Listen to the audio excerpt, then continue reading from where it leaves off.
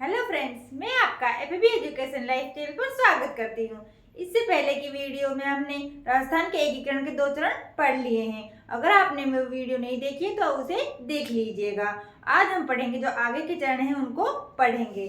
तो तीसरा चरण राजस्थान एकीकरण। राजस्थान का एकीकरण कितने चरणों में हुआ था? 7 चरणों में हुआ था।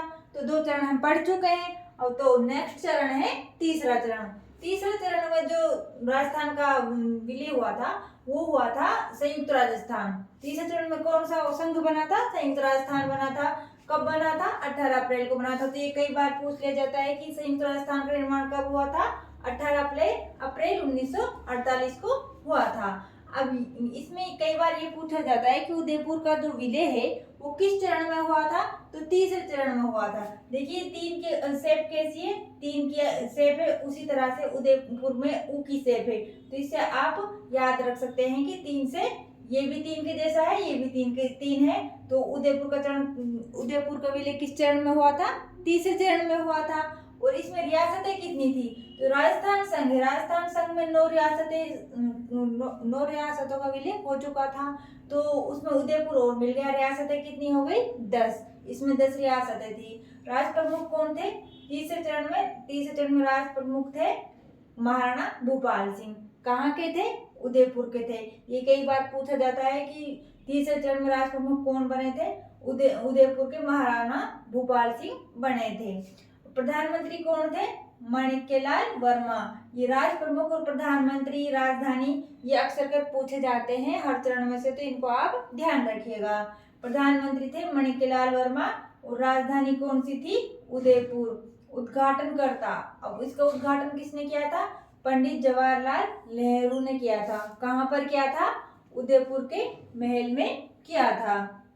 अब उपराष्ट्र प्रमुख कौन बने थे? उपराष्ट्र प्रमुख थे कोटा के भीम सिंह। कहाँ के थे? कोटा के भीम सिंह उपराष्ट्र प्रमुख बने थे।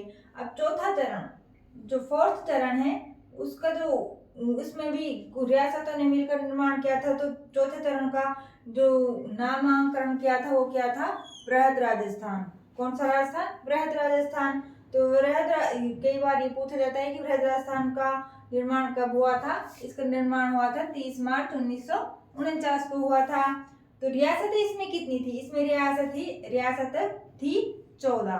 कितनी रियासत? 14। अब एक तो संयुक्त राजस्थान है, संयुक्त राजस्थान में थी ना 10 रियासतें, 10 तो वही थी। और जो बड़ी रियासतें थी, सबसे बड़ी रियासतें थी 4, जयपुर, जोधपुर, जैसलमेर और बीकानेर। इनका जो विलय हुआ था, इनका विलय भी चौथे चरण में हुआ था। तो ये चौथा चरण है। तो चौथे चरण में 4 रियासतें जो सबसे बड़ी थी वो मिल गई थी। और ठिकाना कौन सा था? ठिकाना था लावा। लावा कहाँ पर है? जयपुर में। और महाराज प्रमुख कौन बने थे चौथे चरण में? उदयपुर के भूपाल सिंह महाराज प्रमुख बने थे। और राज प्रमुख कौन बने थे? राज प्रमुख बने थे जयपुर के सवाई मान सिंह। और जो अब 2 बने थे राज प्रमुख, तो एक तो जयपुर के सवाई मान सिंह थे और जोधपुर के कौन थे? हनुमंत सिंह। ये भी राज प्रमुख ही बने थे। प्रधानमंत्री कौन थे? प्रधानमंत्री थे हीरालाल शास्त्री। उद्घाटनकर्ता कौन थे? उद्घाटनकर्ता थे सरदार वल्लभ भाई पटेल। उपराष्ट्र प्रमुख कौन थे? महाराव भीम सिंह थे। राजधानी कहाँ थी? जयपुर में थी। और उद्घाटन कहाँ पर हुआ था? जयपुर के महलों में हुआ था। ये हो गया अपना चौथा चरण। तो तीसरा और चौथा चरण है ये मोस्ट इम्पोर्टेंट है। इसके प्रधानमंत्री हैं, राज प्रमुख हैं और राजधानी है, इनको आप ध्यान रखिएगा।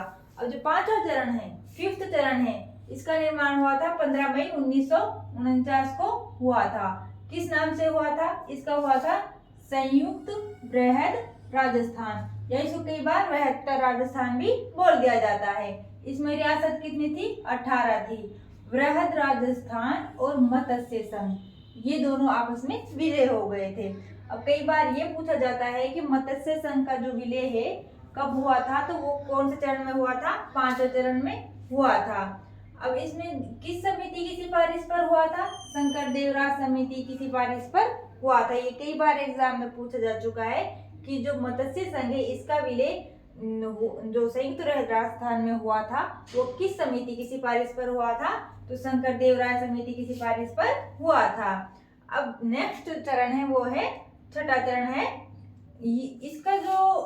इसका नामांकन हुआ था 26 जनवरी 1950 को।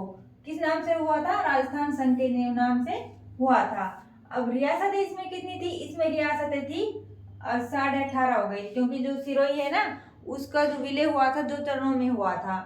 तो आबू व देलवाड़ा को छोड़कर से सिरोही तो इसमें शामिल हो गया था राजस्थान में छठे चरण में, और जो आबू और देलवाड़ा है वो नहीं हुआ था।